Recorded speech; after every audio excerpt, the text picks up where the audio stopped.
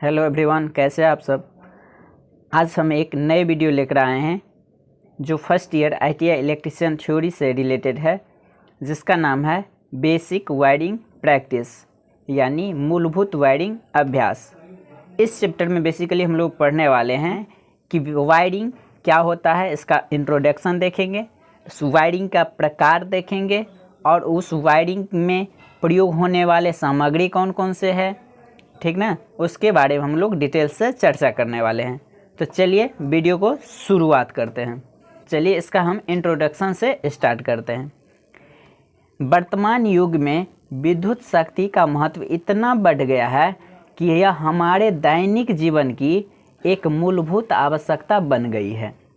यानी इलेक्ट्रिसिटी का इतना यूज हो रहा है हमारे दैनिक जीवन में कि हर एक काम बिना इलेक्ट्रिसिटी से संभव आजकल नहीं हो पा रहा है। और वायरिंग जो है या विद्युत शक्ति विद्युत उत्पादन केंद्रों से ट्रांसमिशन एंड डिस्ट्रीब्यूशन लाइनों के द्वारा उपभोग स्थल तक पहुंचाई जाती है। किसके द्वारा? तो वायरिंग के द्वारा, यानी वायर से ही जहां पर यानी इलेक्ट्रिसिटी जनरेट हो रही है और हम लोग के घर तक पहुंच पा रही है, तो किसके थ्रू? वायर के ही थ्रू, ठीक ना। तो इसके बारे में हम लोग आइए डिटेल से जानते हैं। सबसे पहले जान लेते हैं यहाँ कि विद्युत वायरिंग किसे कहते हैं, यानी इलेक्ट्रिकल वायरिंग क्या होता है, या इसको सिंपली बोला जाता है वायरिंग भी कह सकते हैं, सिर्फ वायरिंग कह सकते हैं। तो देखिए, किसी भवन, कार्यालय, उद्योगशाला आदि में विद्युत शक्ति के उपभोग की सुविधा उपलब्ध कराना ही इलेक्ट्रिक वायरिंग कहलाता है, या सिंपली वायरिंग कहलाता है। यानी किसी भवन में या किसी कार्यालय, किसी भी इंडस्ट्री में विद्युत शक्ति का उपभोग यानी जहाँ पर उसका यूज है वहाँ पर उपलब्ध कराना, वहाँ तक पहुँचाना क्या कहलाता है? इलेक्ट्रिकल वायरिंग कहलाता है। क्या कहता है? इलेक्ट्रिक वायरिंग कहलाता है, विद्युत वायरिंग कहलाता है। समझ गए? चलिए अब जानते हैं कि इलेक्ट्रिकल वायरिंग में प्रयोग होने वाले सामग्री कौन कौन से होते हैं, ठीक ना। और इसको हिंदी में बोलते हैं विद्युत वायरिंग उपसाधन, ठीक ना, यानी इलेक्ट्रिकल वायरिंग एसोसरीज। चलिए सबसे पहले तो ये जान ले कि इलेक्ट्रिकल वायरिंग एसोसरीज में होता क्या है। एसोसरीज होता क्या है? इलेक्ट्रिकल एसोसरीज होता क्या है, यानी विद्युत उपसाधन। इसको आप बोल सकते हैं कि विद्युत वायरिंग में जो प्रयुक्त सामग्री होता है, ठीक ना। तो देखिए, एक विद्युत घरेलू उपसाधन वायरिंग में प्रयुक्त मूल भाग है जो सुरक्षा, समायोजन, बिजली परिपथ के नियंत्रण या इन कार्यों के संयोजन के लिए होता है। देखिए, इलेक्ट्रिकल एसोसरीज क्या होता है, यानी विद्युत घरेलू उपसाधन वायरिंग में प्रयुक्त होने वाले मूल भाग है जो सुरक्षा के दृष्टिकोण से, समायोजन के दृष्टिकोण से, बिजली परिपथों को कंट्रोल करने के लिए, नियंत्रण करने के लिए यह लगाया जाता है, जिसको बोलते हैं इलेक्ट्रिकल एसोसरीज बोलते हैं, ठीक। चलिए अब जानते हैं थोड़ा कि रेटिंग ऑफ एसोसरीज यानी उपसाधनों का निर्धारण क्या होता है। देखिए, उपसाधन के मानक धारा निर्धारण है 6, 16, 32 एम्पियर BIS। यहाँ से जानिएगा, BIS का फुल फॉर्म होता है ब्यूरो ऑफ इंडियन स्टैंडर्ड, ठीक ना। ये एक ऑर्गेनाइजेशन है जिसके अनुसार उसका रूल है 1293 से 1988 के तहत आपका 240 वोल्टेज AC पर आपका 6 एम्पियर, 16 एम्पियर और 32 एम्पियर का यह धारा का निर्धारण किया गया है, ठीक ना। अब यहाँ पर हम जान लेते हैं कि वायरिंग स्थापना में प्रयुक्त होने वाले सामग्री को उनके प्रयोग के अनुसार कितने भागों में बांटा गया है। तो यह मुख्य रूप से 5 भागों में बांटा गया है। 5 भागों में बांटा गया है। पहला है आपका कंट्रोलिंग एसोसरीज, जिसको बोलते हैं हिंदी में नियंत्रक उपसाधन बोलते हैं। दूसरा है होल्डिंग एसोसरीज, जिसको हिंदी में बोलते हैं धारक उपसाधन। तीसरा है सेफ्टी एसेसरीज, जिसको बोलते हैं हिंदी में सुरक्षा उपसाधन। चौथा है आउटलेट एसेसरीज, जिसको बोलते हैं हिंदी में निर्गम उपसाधन। और पांचवा है जनरल एसेसरीज, जिसको हिंदी में बोलते हैं सामान्य उपसाधन। आइए इसको हम डिटेल से चर्चा करेंगे कि कंट्रोलिंग एसेसरीज क्या होता है, होल्डिंग, ये सब के बारे में हम लोग डिटेल से पढ़ने वाले हैं। तो चलिए, पहला है मेरा कंट्रोलिंग एसेसरीज। पहला है कंट्रोलिंग एसेसरीज, यानी विद्युत वायरिंग में कंट्रोलिंग एसेसरीज का काम क्या होता है, अर्थात नियंत्रण उपसाधन क्या होता है। तो देखिए, कंट्रोल क्या चीज़ के से हो सकता है, तो देखिए यहाँ से स्विचों जैसे उपसाधनों को नियंत्रक उपसाधन कहते हैं।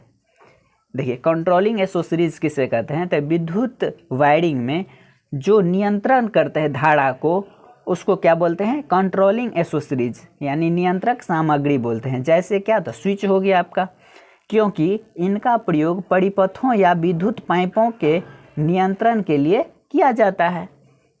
सभी स्विचों को उनके कार्यों, प्रयोग के स्थान, आरोहण के प्रकार, धारा क्षमता और कार्य वोल्टा के अनुसार निर्धारण किया जाता है। जो भी स्विच है सबका अपना अपना रेटिंग होता है, नहीं कि इतना से इतना रेटिंग तक ये स्विच यूज करते हैं, इतना से इतना तक ये स्विच यूज करते हैं।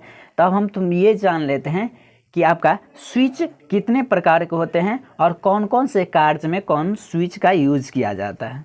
तो देखिए, यहाँ से हम लोग पढ़ते हैं कि कार्यों और प्रयोग के स्थल के अनुसार स्विच का प्रकार, ठीक ना। इसको जनरली हम 7 भाग में बांटे हैं या 7 प्रकार के बोल सकते हैं। पहला है आपका एकल ध्रुव एक पथ स्विच, जिसको इंग्लिश में कहते हैं single pole one way switch, ठीक ना। दूसरा है single pole two way switch, जिसको हिंदी में बोलते हैं एकल ध्रुव द्विपथ स्विच। तीसरा है इंटरमीडिएट स्विच। चौथा है बेल पुश या पुश बटन स्विच। पांचवा है पुल या सेलिंग स्विच। छठा है डबल पोल स्विच। सातवां है iron clad double pole main switch. और आठवां है iron clad triple pole main switch, ठीक ना।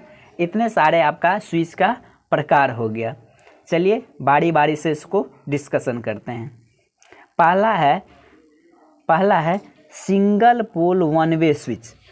Single pole one way switch, इसका मतलब है यह एक द्विअंतक युक्ति होती है। द्विअंतक मीन्स 2 टर्मिनल, यानी वैसा स्विच जिसमें कितना टर्मिनल हो, 2 टर्मिनल हो, और जो केवल एक परिपथ को बना या तोड़ सकती है। इसका क्या अर्थ है कि वैसा स्विच जो केवल एक ही परिपथ को बना या तोड़ सकती है। इसका मतलब बनाना का मतलब होता है ऑन करना, तोड़ना का मतलब हो सकता है यहाँ पे क्या कि ऑफ करना, ठीक ना। इसका प्रयोग बत्तियों या पंखों या 6 एम्पियर सॉकेट परिपथ के नियंत्रण के लिए किया जाता है। देखिए यहाँ से क्वेश्चन बन रहा है single pole one way switch का प्रयोग कहाँ किया जाता है, तो इसको प्रयोग किया जाता है बत्ती, पंखों, इस सब को नियंत्रण करने के लिए किया जाता है, ठीक ना, जिसको बोलते हैं आप single pole one way switch. आपको और समझने के लिए आप यहाँ चित्र में देख सकते हैं, ये है 6 ampere single way surface mounted switch, जिसको बोलते हैं single pole one way switch बोलते हैं, ठीक ना। चलिए आगे बात करते हैं। तो अगले है single pole two way switch. Single pole two way switch, इसको हिंदी में बोलते हैं एकल ध्रुव द्विपथ स्विच। यहाँ देखिए, यह एक 3 अंत तक युक्ति होती है। यहाँ ये कितना टर्मिनल का होगा, 3 टर्मिनल का होगा, जो एक स्थिति से 2 संबंधनों को बना या तोड़ सकती है। इसका मतलब कि एक ही स्थान से यह 2 काम कर सकता है, ठीक ना, 2 जगह का या अकेले कर सकता है काम, यानी ऑन और ऑफ करने का यह काम कर सकता है। इन स्विचों का प्रयोग सीधी प्रकाश व्यवस्था में किया जाता है, जहां एक बत्ती को 2 स्थान से नियंत्रित किया जा सकता है। इसका मतलब देखिए यहाँ से क्वेश्चन बन रहा है कि single pole two way switch का यूज कहाँ किया जा सकता है। तो देखिए कहता है सीधी में जो सीढ़ी के पास जो लाइट लगाते हैं, तो इसका मतलब सीढ़ी जहाँ हम चढ़ते हैं सीढ़ी पर, नीचे में भी स्विच का यूज हो सकता है और ऊपर में भी यूज हो सकता है, ठीक ना। तो यह होता है टू वे स्विच का मतलब कि हम एक स्थान से एक बत्ती को दो स्थान से नियंत्रित कर सकते हैं, ठीक ना। या तो छत के ऊपर से उसको ऑफ कर देंगे तो बंद हो जाएगा, या तो हम छत के नीचे से, ठीक ना। चलिए, और जैसा कि आप यह चित्र में देख रहे हैं, यह है टू वे स्विच यानी single pole two way switch. चलिए आगे बढ़ते हैं। अगला है आपका इंटरमीडिएट स्विच, जिसको हिंदी में बोलते हैं मध्यवर्तीय स्विच। तो देखिए, यह एक 4 टर्मिनल युक्ति होता है यानी डिवाइस होता है। कितना टर्मिनल? 4 टर्मिनल डिवाइस होता है, जो 2 स्थितियों से 2 संबंधन बना या तोड़ सकती है। इसका मतलब यह 2 स्थानों से 2 काम कर सकता है, ऑन और ऑफ के लिए, ठीक ना। इस स्विच का प्रयोग 2 पथ के साथ एक बत्ती को 3 या अधिक स्थानों से नियंत्रित किया जा सकता है। देखिए, इंटरमीडिएट स्विच का मतलब है कि वैसा स्विच जिसको हम 3 अलग अलग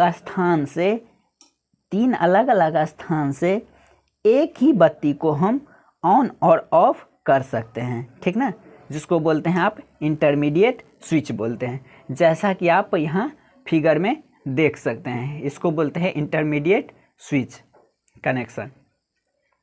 चलिए अगला क्वेश्चन पे आते हैं। चलिए अगला है चौथा नंबर कि बेल पुश या push button switch. Bell push या पुश बटन स्विच, जिसको बोलते हैं हिंदी में भी वही बोलते हैं, बेल पुश या पुश बटन स्विच बोलते हैं। यह एक 2 टर्मिनल युक्ति होता है। यह कितना टर्मिनल युक्ति होता है? तो 2 टर्मिनल युक्ति होता है, जिसका एक स्प्रिंग लोडेड बटन होता है। जिसका एक स्प्रिंग लोडेड यानी ऑन लोड रहता है, ठीक ना, बटन होता है। दबाने पर यह अस्थायी रूप से परिपथ बनाता है और यह मुक्त करने पर टूट स्थिति प्राप्त करता है। जैसे देखिए, आप देखते होंगे कि दरवाजे पर यह बेल बटन जो होता है, नहीं, इसमें स्प्रिंग टाइप का लोडित रहता है, जिसको जैसे ही उसको दबाते हैं तो वह क्या करता है, वह बेल अंदर में बच जाता है, ठीक ना। छोड़ने के क्रम में क्या हो जाता है, ऑफ हो जाता है, ठीक ना। चलिए अब अगला है पुल और सेलिंग स्विच, या पुल बोलते हैं या सेलिंग स्विच बोलते हैं इसको, ठीक ना। तो देखिए, यह समानतः एक द्विअंतक युक्ति होता है, यानी यह 2 टर्मिनल यानी स्विच होता है, ठीक ना, जो एक पथ स्विच के रूप में परिपथ बनाने या तोड़ने का काम करते हैं। यानी जो सिर्फ एक पथ स्विच के रूप में कार्य करता है सर्किट को ऑन और ऑफ करने के लिए। यह स्विच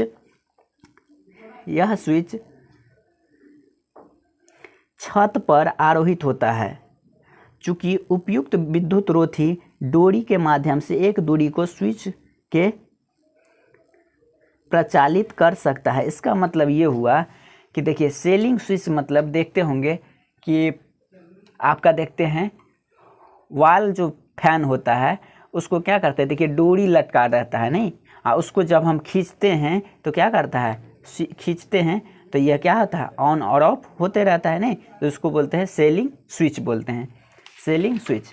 और देखिए, और था आपका यहाँ से देखिए 2 और इम्पोर्टेंट स्विच है, जिसका नाम है iron clad double pole main switch और iron clad triple pole main switch. चलिए इसको हम डायग्राम से समझ लेते हैं। देखिए, जैसा कि ये अभी चित्र में जो देख रहे हैं, ये है आपका iron clad double pole main switch. इसको बोलते हैं शॉर्ट फॉर्म में ICDP भी बोलते हैं, ठीक ना, या DPIC भी बोलते हैं। देखिए, ये आप देख कर के समझ गए होंगे, ये आपका होता है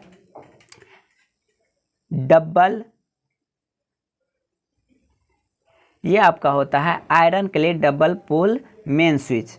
इसका प्रयोग मुख्यतः सिंगल फेज घरेलू स्थापना के लिए मेन सप्लाई को नियंत्रण करने के लिए किया जाता है, ठीक ना।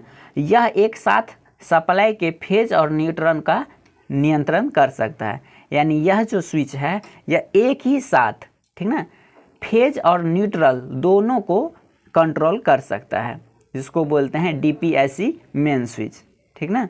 और अगला है आपका iron clad triple pole main switch. देखिए इस यहाँ से आप समझ सकते हैं, यही है iron clad triple pole main switch. इसको शॉर्ट फॉर्म में ICTP बोलते हैं, ICTP भी बोलते हैं। देखिए यह आपका ये भी है घरेलू उपकरण, लेकिन यह जो है बड़े घरेलू उपकरण में आता है, ठीक ना। यह स्विच जो है बड़े घरेलू उपकरण में आता है, जहाँ पर 3 फेज पावर का यूज होता है, जहाँ पर 3 फेज पावर सर्किट में यूज होता है, वहाँ पर यूज होता है क्या चीज़ होता है, iron clad triple pole main switch. तो आई होप जितने भी सारे स्विच थे सभी कवर हो गया है और समझ गए होंगे। अगले क्लास में हम लोग डिस्कस करेंगे। देखिए आपका अभी हो गया है इस क्लास में कंट्रोलिंग एसोसीरीज, कंट्रोलिंग एसोसीरीज हो गया है। अगले क्लास में हम लोग पढ़ेंगे होल्डिंग एसोसीरीज। तो चलिए आज का वीडियो इतना ही, मिलते हैं अगले वीडियो में।